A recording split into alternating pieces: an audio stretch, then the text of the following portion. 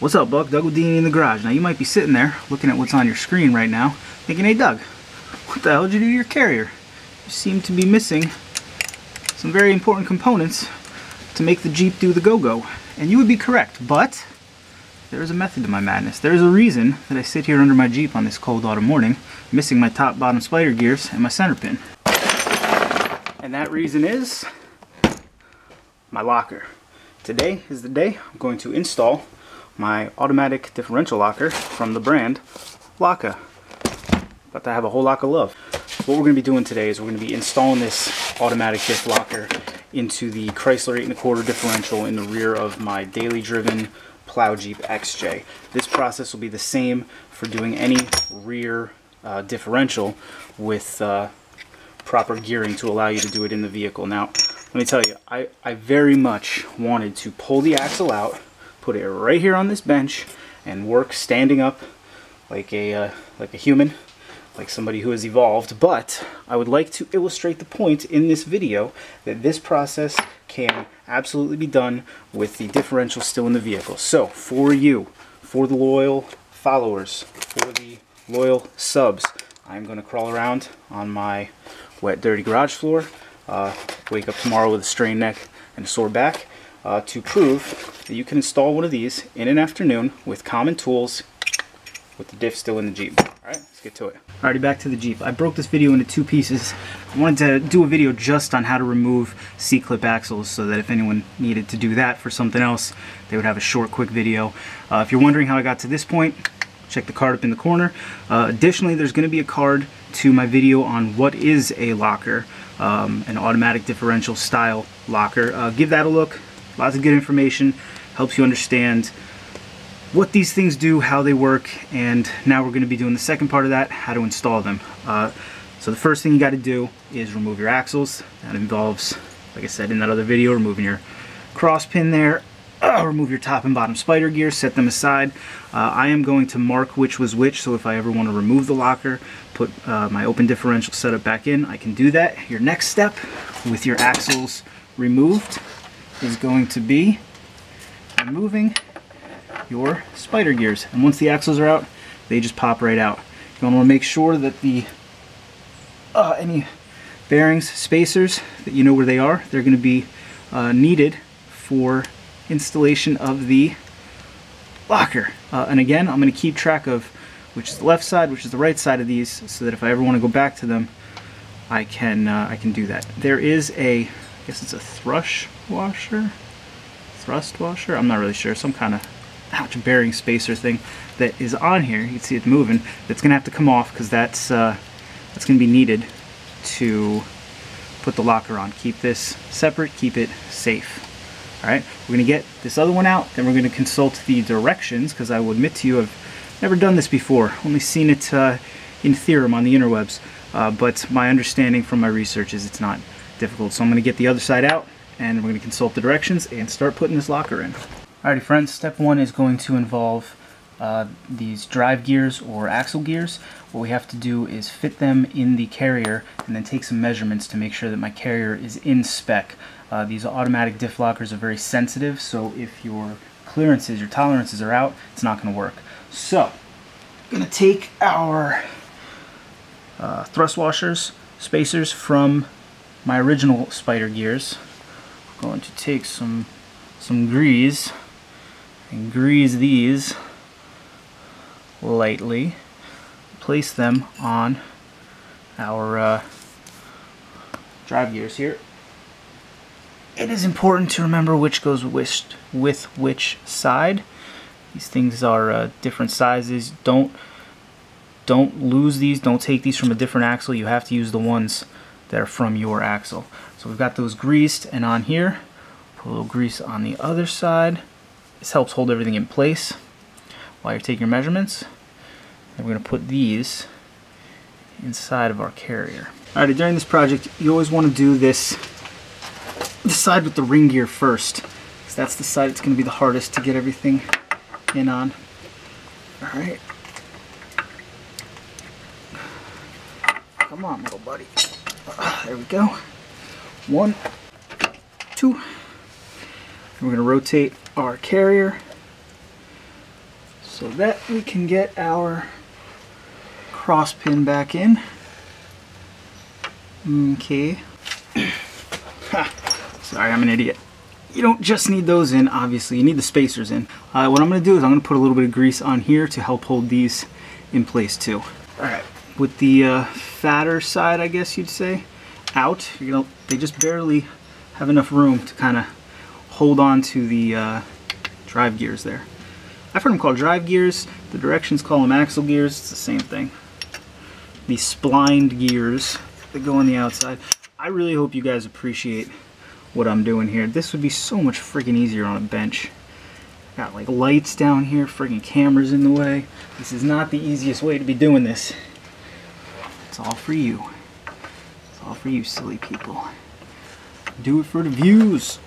Alright, slide, lay pin in, put this little goober in there, pull this back around. I'm gonna go get some feeler gauges. Alright, let's do a quick story time. I told you that tolerances are important to a differential blocker of this type. That's absolutely true. When I was doing my research trying to figure out you know, what was going to be involved to do this myself, because this is my first time, I couldn't find a lot of resources on putting it in a rear axle. Most people put these in the front.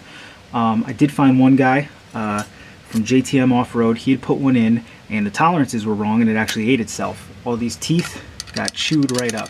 Now, it wasn't his fault. He had bought it used online, and it turns out the tolerances were wrong from jump.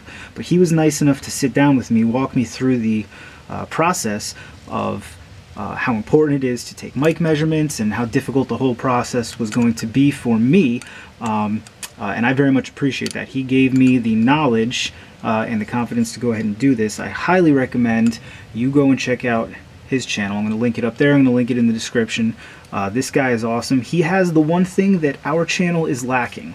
All right, what is it? Wranglers. Yes, he is a Wrangler guy. Does some crazy stuff out in Pennsylvania, out near Pittsburgh, I think is where he's at. But if this channel ever makes us any money, Eric and I are going to plan a trip out to go and see him. Anyway, story time's over. The point is, there are consequences if you mess up this next step. JTM Offroad was nice enough to explain those and illustrate them. I am very appreciative. With that knowledge, we are now going to move on and measure the distance between these spacers and this crosspin. That is done with a set of feeler gauges. According to the directions, the tolerances must be between 6 thousandths and 20 thousandths. So let's start on the high end. Let's start at 15 here. Oh, first what we're going to do, we're going to try to just make sure everything's really compressed. I really don't want to pry on this stuff, but just give it a good squeeze to make sure that you've compressed all the grease. There we go, that's probably the best way to do it. Okay, and you're actually getting a true reading. Now let's see. This may be hard to see on camera, but alright, 15 is not going to cut it. Let's go down. Alrighty friends, I cut you out of the process there for a little bit as I was struggling. Long story short, this spacer is 1/1000th of an inch too big. I'm outside the parameters. It's between 6 and 20 thousandths needs to be the gap there, and I'm at 5. So I'd like to get at least 1,000th, maybe 2, to bring us into spec. I gotta be honest, if I had not seen JTM's video, I would have said screw it. I would have said 1/1000th, you kidding me? But I saw what can happen if the tolerances are not tight, so this is what I'm doing. I got some 320 grit right here. I know right now there is somebody screaming at their screen, some kind of AVE machinist type, who's mortified at how I am machining this spacer, but this is where I'm at, man. Nobody around me has spacers right now that I can get, and I want to get this project done today. I don't anticipate this being an issue, and then once I got my tolerances right, I'll bring you guys back in, and we will move along.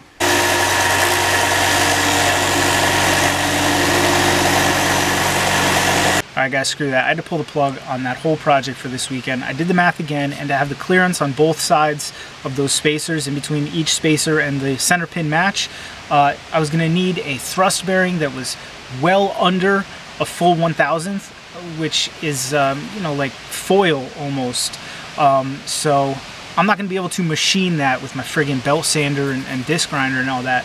I don't want to do a hack job. I don't want to put this locker in just to have it get torn up.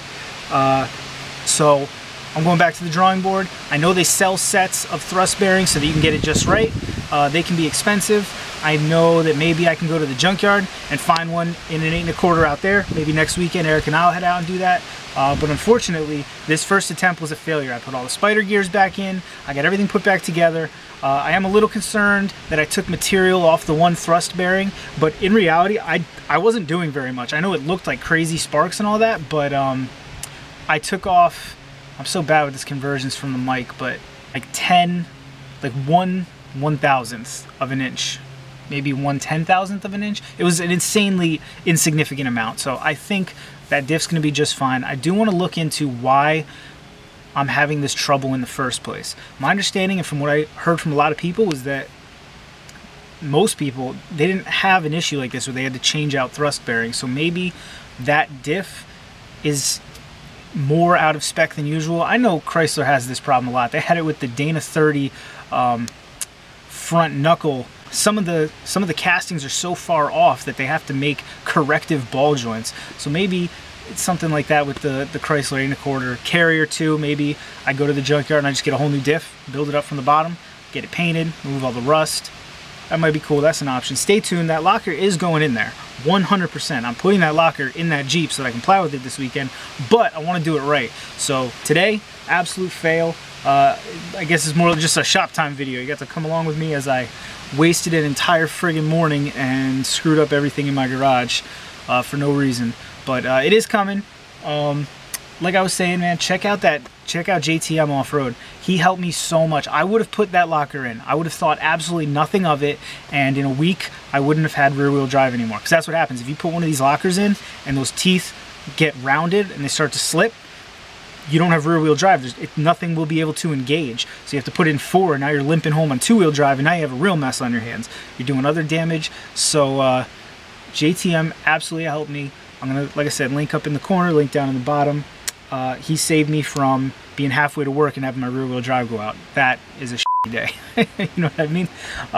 Anyway, as always, guys, if you got any comments, go easy on me. I know that the methods I was using to get that thrust bearing into spec were ridiculous, but give me some credit because I came to it at the end and I decided to pull the cord, and I'm gonna do it the right way. So for all you machinists out there, I'm sorry you had to watch that.